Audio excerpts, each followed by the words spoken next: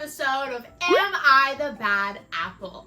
If you've never joined us for this series before, have you been living under a rock or something? No, I'm just kidding. People send us stories of scenarios where they're not sure if they acted appropriately or not, and they want to know whether they're the good apple or the bad apple. As always, sometimes we agree on good apple or bad apple, sometimes we don't, but that's just the beauty of it, right? We all have different experiences, we all have different opinions, and that happens. What I always tell kids is that as long as you can back it up with good reasoning, it's a valid opinion. Before we get started, make sure to like, share, and subscribe. Hit the little bell down at the bottom so that you can be notified because everyone's loved this for 8 whole weeks. You definitely don't want to miss the 9th one. And because I have to go out of town to go podcasting, I'm recording this episode a little bit earlier than usual, so I haven't had time to look through your feedback from episode 7 of what do we call people who aren't good or bad apples yet. So we don't have a decision yet. Again, I'm just recording this a little bit early. So, before I go on another rambling spree, let's get started with this week's episode of Am I the Bad Apple? Apple number 1.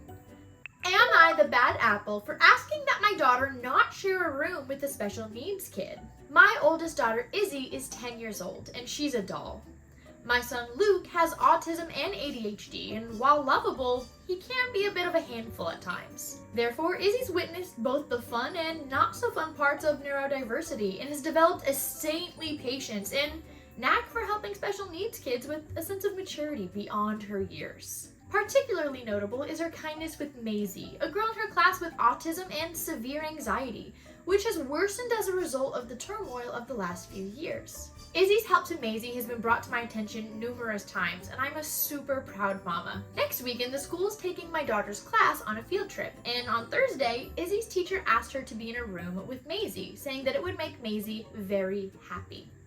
Maisey has intense separation anxiety and has never been away from home before. However, the teacher framed this as a choice, not a requirement. Izzy agreed, but came home crying, saying that she didn't want to room with Maisey because she wanted a break from having to be stressed out so others can be happy. This made my heart break, and I know more than anyone that my daughter deserves to be a kid. With all the lockdowns, she didn't have her usual outlets of club sports and had to spend a lot of time with cranky Luke, whose routine had been destroyed, and a toddler who was very excited to have her big sister at home. While my husband and I always try to do one-on-one activities, it admittedly got harder once his furlough ended, and I unexpectedly got pregnant with our youngest. Luke also found the baby to be very difficult sensory-wise, so whichever parent wasn't tending to the baby often had to be elsewhere with Luke, meaning not as much attention was on Izzy as we would have liked. I feel so bad that my daughter has had a rough ride, and frankly, I want to give her a chance to be a little girl instead of an adult. I contacted her teacher, who is very aware of the situation with Luke, who agreed that letting Izzy have a break would be a good thing. Today, the school spoke to Maisey's mom and informed her of Maisey's room on the trip. I know the girls in the room with Maisey, and they're lovely, but her mom was clearly unhappy, and she asked me to talk to Izzy again. When I said that it was Izzy's choice and I had to respect it, she went on a tirade saying how I was bringing Izzy up to be intolerant, how Maisey is going to feel like Izzy has abandoned her, and how I would feel if it was my son. She's now considering pulling Maisey out of the entire trip as she feels like her anxiety isn't going to be able to cope without Izzy. My husband thinks that this is the school and Maisey's mom's job, not Izzy's, to accommodate her, but her comments are ringing in my head.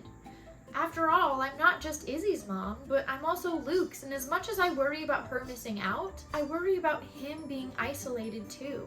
I know exactly how Maisey's mom feels and how much it sucks, but I'm not doing the one thing that could alleviate her pain. So, am I the bad apple? No, Mom, no. Oh my gosh, this really sucks. This is like a really hard situation all around. As always with these, there's a lot of layers, right? So first and foremost, I don't think that this mom is a bad mom in any way, shape, or form. She's a good apple. She's an amazing apple. Like, I love her. She's trying so hard to not only be the best mom that she can be, she wants to be like an ally for other kids who are going through similar issues as her own kids. Like, she's doing great. Like, she's trying to carry the weight on her shoulders, and my heart goes out to this lady. I think Izzy has been brought up to be a fabulous young lady. Like, wow, what maturity, and what is she, 9? Like, that's crazy. She's an amazing kid. But she's right, you know? She deserves to be able to have fun on the trip and to be a kid, and she shouldn't be shouldering the responsibility of another human child. I think it's so great that Izzy wants to be a friend to Maisey and wants to help her as much as she can at school, but I don't think it's a bad thing that Izzy wants a break to be her own little kid, you know? I mean, she's being super helpful at home, super helpful at school. I don't think that's a bad thing that she wants a chance to just be her own person and not someone else's helper. I think Izzy's dad is right. I think that this whole thing really is the school and Maisey's mom's responsibility. Like, if her separation anxiety is so bad, why doesn't Maisey's mom chaperone? Why doesn't she go on the trip with her? Like, I don't understand why that's not an option. And if she's not able to go on a trip without the mom, then that might just be where she's at right now. It's not that I want Maisey to miss out because of her disabilities, it's that, you know, baby steps. If she's not comfortable with this step yet, she's not comfortable with this step yet. And her mom can definitely help her with progress to, like, eventually get to that step, but it shouldn't be a, hey, other 9-year-old kid, I'm going to make you in charge of my child so that my child can do something that she might not be ready for. And I don't think Maisey's mom is a bad apple either, right? She clearly loves her daughter. She's concerned for her daughter. She's advocating for her daughter. She doesn't want Maisey to be left out. She wants her to do all of the fun things that all the other kids are doing, right? I think she just might not understand Maisey might not be ready for this step yet. I think everyone here is just trying their best, and I think it's a really unfortunate situation that, you know, everyone feels a sense of responsibility for, but at the end of the day, you can only do so much that you can do, right? You can't pour from an empty cup. And I think that Izzy's cup is very empty, and I think she needs to fill it up with her own self-care and her own time, you know, doing things that she likes and things that she wants to do. And I think that's fair. I think that's valid. Apple number 2. Am I the bad apple for expecting my wife to share her inheritance? My wife is a stay-at-home mom for our 2 kids, and I work full-time as the sole income provider for the family. I'm slowly working on paying back my student loans. My wife's recently received a relatively large inheritance, about 5 times the amount of my student loans. About a month after everything was settled in regards to the inheritance, I talked to my wife about using the inheritance to pay off my loans. She refused to give me any of the money and said the inheritance belongs to her. I told her that, yeah, legally that's true, but we're a family and we should share our resources to make our burdens easier. She disagreed and said that my student loans predate our marriage and that they're my sole responsibility. I felt like she was being unfair to our relationship and to us as a family. So the next day, I told her that if she wasn't going to help me pay off my student loans, that now she has money and I won't be paying for any expenses that are solely hers. This includes clothes, eating out, flights, makeup, spas, new phones, all the luxury items. Instead, I'll be putting all that extra money towards my loans to pay them back a little faster. She accused me of being controlling with money and abusing my position as the income earner, but I don't see why I should be responsible for all that when she has her own money now. So, am I the bad apple? I don't know if I would call this guy a bad apple. I really don't. So here's the thing. And I can already see the keyboard warriors like going at me for this. Like, let's address the layers that I know some people are gonna bring up, right? I bet some people are gonna say, well, maybe she's using that as like a fail-safe in case like she wants to leave him one day. I might be alone in this, and I'm sure I am, and that's fine. You don't have to agree with me. I would never just like assume that my marriage is gonna fall apart one day. Like, I would be devastated if I found out that my husband had a plan in case one day he wanted to leave me. Like, I would be so upset. I don't think that's cool. Like, if you're gonna go into a marriage with like a, oh, just in case it doesn't work out, then why are you getting married? For me, marriage is forever. Like, it's not just like a, oh, we'll see how it goes in the next few years. Like, no, I'm going in it under the impression that we're together forever. Avery is never escaping. And I know some other people are going to be like, maybe she's planning on leaving him. Okay, that's fine. Like, you do what you need to do, but then why do you still need to spend his money to pay for all your luxury items? Like, if that money is supposed to be so that you can go out and like support yourself and be a single mom and stuff, then go do it, right? Then go do it.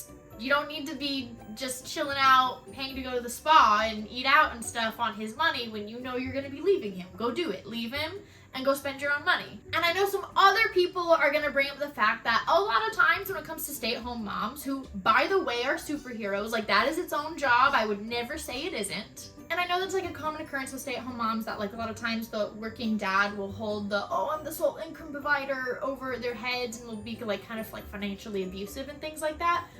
But the reason I don't think that's the case here is because when he said, okay, I'm not gonna, like, pay for all of these extra luxuries, is because she advocated for herself. And she's like, well, that's not fair. She said, you're being controlling with money, you're not being fair, like, you're withholding money that's supposed to be our money. And so if that's the case, like, I don't believe that he was previously being financially abusive, right? Like, that's, again, just the information that I'm going on based off of what it was provided to me. So if all of that is true, right? Like, he's not previously being financially abusive, like, she's not planning on leaving him or anything like that, why would she not use her inheritance to help her family? I know some people aren't going to agree with me, like, I know some people are going to come for me in the comments, but I know some people who, like, when they're married, they have his money and her money, and I think that's kind of weird. Like, I don't agree with that. Avery and me, like, our money is our money. It's all in one pot. It's for our family. And, you know,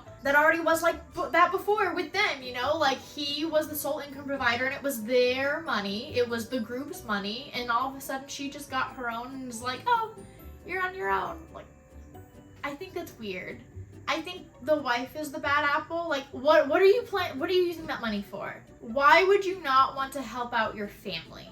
And again, who knows? Maybe there's information that I'm missing, but based off of the information that I'm given, this is my thought process. I think he's the good apple. Like, I don't see anything wrong with him saying, like, okay, I've been sharing my money with you this entire time. Now all of a sudden you get money and it's just yours. Okay, then use your money. Like, to me, that makes logic sense. Do you guys do his and her money? Like, is that more of a regular thing? I know a couple people that do it, but I didn't think it was super common. Maybe I'm wrong. Maybe, I don't know. Tell me what you think in the comments. Maybe I'm wrong. Apple number 3. Am I the bad apple for ruining a student's future? If I was never a teacher reading this, I would think, like, wow, what an awful teacher. But, like, having been a teacher reading this, all I can think of is, like, everyone and their mom, if you don't give them an A instead of a B, they're like, oh, you ruined my future. So, like, prejudgments for me is like, no.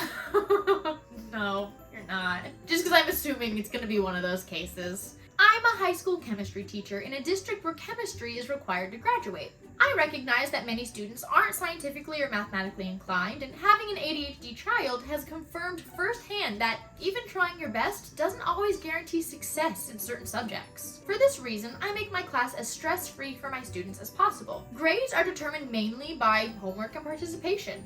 Only a small percentage is exam-based. I also offer a weekly extra credit assignment that I introduce on Monday and have due by Friday. It's the same every week. Watch a 5-minute long video about our current topic and then write a 3-2-1 about it. 3 new things they learned, 2 things they found to be surprising or interesting, and 1 question they still had about the video. I even accept silly answers like, where'd the guy buy the mole plushie from?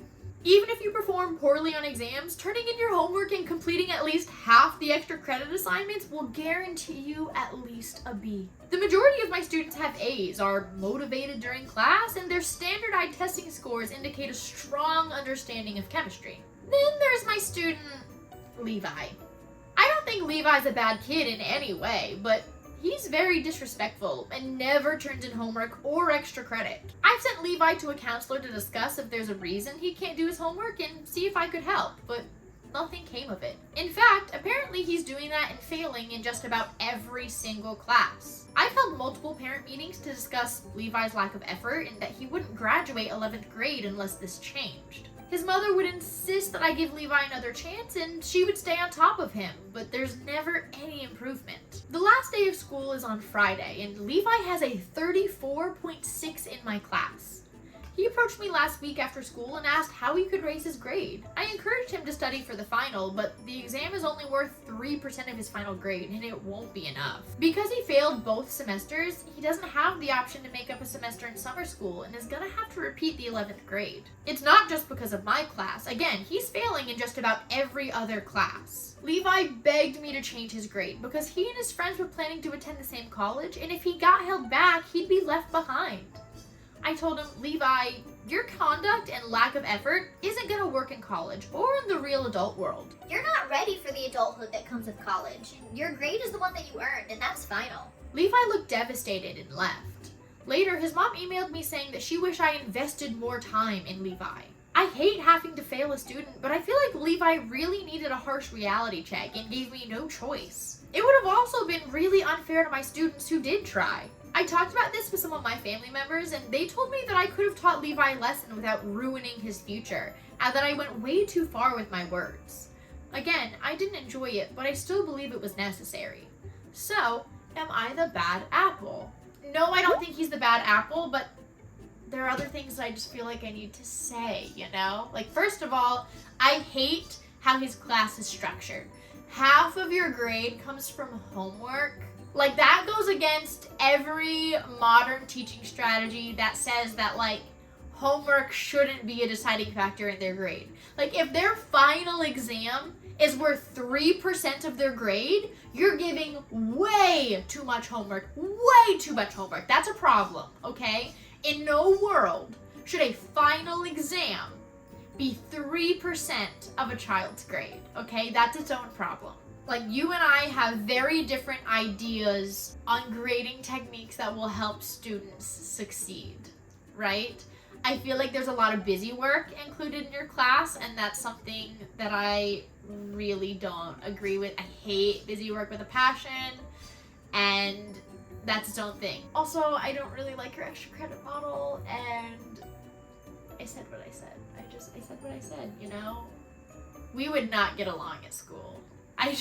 We just wouldn't. I just can tell. I can see you're trying really hard to be the cool and inclusive teacher. I personally don't think you are doing that, my dude. I have a really hard time believing that these students are really learning in your class. But that's not why we're here, right? And I feel like I really had to mention some of these things because I've had a lot of people in the comments the last few episodes who are like, you always support the teachers. No, I don't.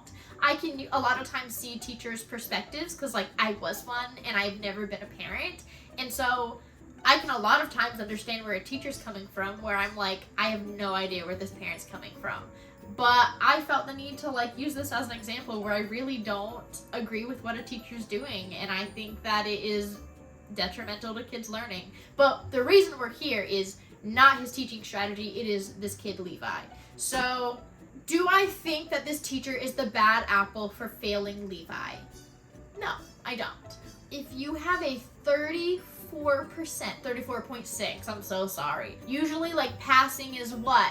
A 60? That's not just a, oh, bump my grade up like a couple points. Like, no, that's a lot of points. Did you do anything? Like, did you complete anything this semester? And it's the typical, oh, I know the last day of school is like this week, but what can I do to raise my grade? A whole 30 points. He went to the counselor, he tried contacting mom, like, he did the things to go behind him and tried to help all year. Mom's not concerned until the week before school ends that he's failing. That's not a, I wish the teacher should have invested more time. That's I wish the parent invested more time in her kid, because she clearly didn't. And you can't say it's this teacher's fault either, because apparently it's happening in all of the classes. What, are all of the teachers just failing this one kid who's failing everything? No, this is on the kid. He needs to repeat these classes. This is on him. Like, and again, I might not agree with this teacher's, like, method of teaching and things like that, but it's every single class, right? Like, he's not doing work in any of them, and that's not the teacher's fault, that's not the counselor's fault. He didn't do it, mom didn't follow up. I don't think the teacher's the bad apple. Like, even though I don't agree with how he runs his class, I don't think he's in the wrong here. He's almost 18 years old. Like, he can be told, you're not responsible enough for this. If you are not responsible enough to pass your classes, all of your classes, you're not responsible enough to go off to college right now. The biggest struggle for kids who go off to college, freshman college, is that they don't have their parents there to like coddle them. And he's presenting what it would look like if he went off to college without someone running after him about his grades. He would fail everything. Apple number 4, last one today. Am I the bad apple for encouraging my little sister to make fun of her classmate? Recently, me, 17 female, my father, stepmother, and their 2 daughters, my stepsisters, moved to Australia earlier this year, where my mother, my siblings, and I live. They moved from Ukraine due to the war going on over there. My oldest stepsister, 9 female, is named Vladislava. Vladislava has been having issues with a girl named Melanie at school. Melanie and her 2 friends have been pecking on Vladislava mercilessly for having a rare, kind of clunky and very Eastern European name. They've also been bullying her about her heritage and accent and the food she eats for lunch. Vladislava has been coming home crying, saying she wishes she wasn't Ukrainian, that she wants a normal nickname. She started lying about her heritage to other kids, and she doesn't talk anymore because she doesn't want people to hear her accent. She's also been asking to take normal food like sandwiches to school for lunch. When I first heard about this, I was very angry, as Vladislava has already gone through so much, and she should never be ashamed of her background or where she comes from. My stepfather told me that the other parents had told him that Melanie's parents were also making really rude jokes about Vladislava and calling her the weird Slav kid and a refugee. I talked to Vladislava and encouraged her to stand up for herself and call Melanie rude names back. I changed the names for privacy, but Melanie's real name spelled backwards is kind of a taboo word, and Vladislava started calling her that. Apparently, the other kids thought this nickname was hilarious, especially the boys in her class, and it caught on quickly. And now apparently everybody calls her it. Melanie's been very embarrassed because all the boys would laugh at her, including her crush. And this made her cry to a teacher who got Vladislava in big trouble, saying that she had to stay in for lunch multiple days. My mother and stepfather think that Melanie and her friends have been awful and that they definitely deserve harsh punishment for bullying Vladislava. However, they also think I was being immature. They said that I should have encouraged Vladislava to stand up for herself in a more respectful way, to tell an adult, because 2 wrongs don't make a right. My father thinks that Melanie deserved it, that because of her parents' position and being very involved in the school, Melanie's pretty much untouchable and never really punished properly anyways. It's all because the school's afraid her parents will complain. While I do think this helped Melanie learn her lesson, I feel kind of guilty that I made a 9-year-old get bullied because of her name. So, am I the bad apple? I'm gonna start off with this because I know you guys, I know some people are gonna be in the comments telling me that I'm contradicting myself from last week, and I'm not. I'm not, and I'm gonna tell you why. I don't think this girl is the bad apple. And the reason I am saying differently from last week, so in case you didn't see last week's episode, last week we had a scenario where there was a kid who had autism who was being a bully, and another kid just like straight up called him out, made him cry, made all the other kids like not want to talk to him anymore. And I didn't label the kid as a good or bad apple. I said that I didn't think that he was a bad apple for what he did, but I didn't like the way he went about it. And the reason I said that is because with autism, a lot of times there's things in the IEP that you don't necessarily know about. And so I wished he went to a teacher first. But I also said that a lot of times teachers and authority figures kind of let that kind of behavior from autistic kids slide because they're afraid to step on toes. And because I didn't have enough information, I didn't want to label good or bad. We just kind of went with neutral. We didn't really have a label for him. This is different. Melanie does not have an autistic disability. She's just choosing to be mean. She's a mean girl. I am never upset when bullies get a taste of their own medicine. And I know some people are gonna come for me in the comments, and that's okay. You don't have to agree with me, but I don't think it was bad of the sister to teach her younger sister to stand up for herself and throw it back in Melanie's face. Like, I, as a teacher, if I had a student come up to me and say like, oh, this girl's bullying me, I wouldn't be like, oh yeah, like go ahead and make fun of her back. But if I had kids come up to me saying like, oh, she made fun of me because I bullied her first, why'd you bully her in the first place? Like, if you don't like how it feels, why are you gonna get all bent out of shape when someone else does it to you? Like, just be kind, right? And if you don't like how it feels, don't do it to other people. And the reason, like, I'm getting very excited about this particular story and like, yes, Melanie deserved it. because the adults are in on it. There is nothing that an adult is going to do about this situation because the parents are in on it. The parents are also bullying this girl and her family.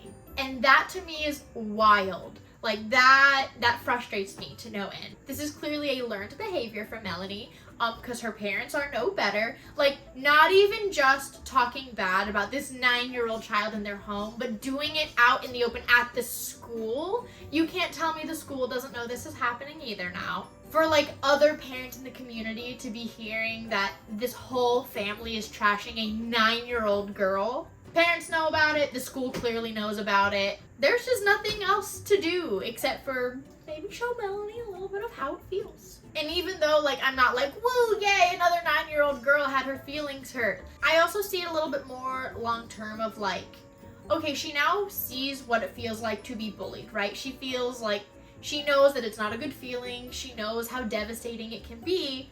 Will this keep her from being a bully in the future?